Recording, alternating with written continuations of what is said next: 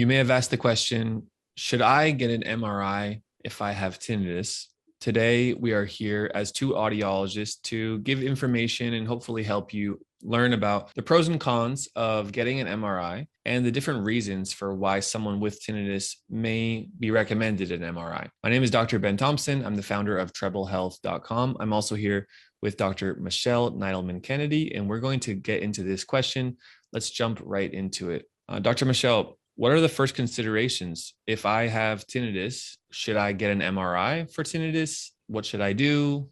Does it depend on different factors? How do we start talking about this? Yes, I definitely think it depends on certain factors. So if you have a sudden onset of tinnitus, you should see your local ENT, followed up with your local audiologist to have both a hearing test and a generalized medical workup, because you want to rule out whether or not you have any asymmetrical hearing loss. If you have an asymmetrical hearing loss and the tinnitus tends to be on that side with the worst hearing, then that might be an indicator and a reason for why it may warrant getting an MRI study done. It would also be a reason if you have some other significant symptoms going on, like extreme imbalance or dizziness, or if you did have other symptoms with like migraines, it might warrant having an MRI scan done in addition to the tinnitus because of all those other underlying symptoms that you are now experiencing. But other than that, in general, if you're just experiencing tinnitus and your hearing is symmetrical or your hearing loss is symmetrical, it wouldn't necessarily warrant having an MRI scan. Yeah, so if right and left ears are hearing the same, we call that symmetrical. The body is sort of split down the middle. And if the right and the left are the same, then we're not so worried that tinnitus is related to a physical object causing hearing loss, causing tinnitus, for example.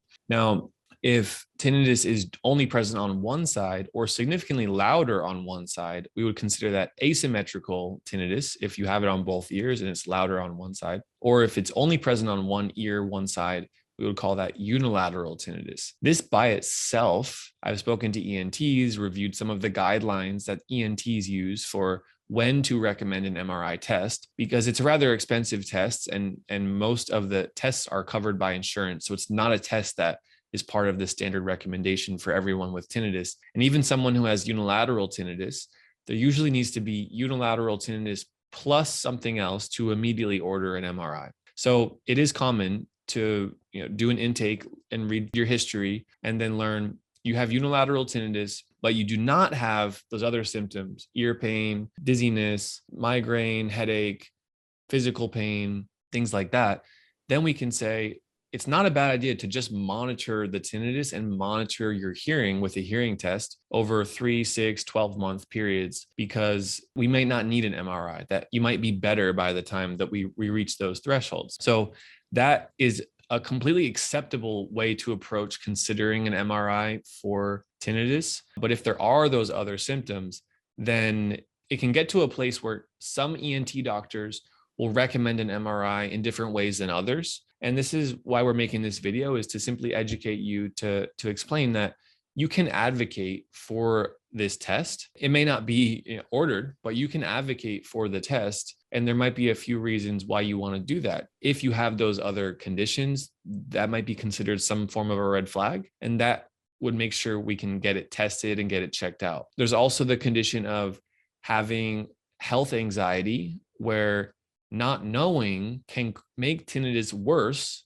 because we're worried about what it might be. And the limbic system, the psychology, can make tinnitus bigger and more present in our experience. Dr. Michelle, have you had patients who have done all the different types of tests for tinnitus, which ruled out other possible factors, and that made them calm and it helped them realize, okay, I'm on the right path? Absolutely. I've had patients who recognize that they have more anxious personalities, and the unknown, the fear of the unknown, is something that they can't really control within themselves. And so they have advocated to have an MRI just so that they don't have that continuous worry. What if there is something more significant happening medically that is the reason behind their tinnitus. So they have recognized that within themselves and have pushed for the MRI and received it, and then been given the clear bill of health, which has helped ease their stress and anxiety. And in the long run has also helped improve their tinnitus, because oftentimes it is our limbic system, our emotional response, that heightens our tinnitus. And so recognizing that the unknown was more of the trigger, and now that they have the answers, they don't have to worry about their tinnitus in that way, has significantly helped them. So Excellent. I think it's important to recognize if that's going to give you the peace of mind that you need, then it's worthwhile to get the MRI, but it's not always necessary just because you have tinnitus. Yeah, excellent.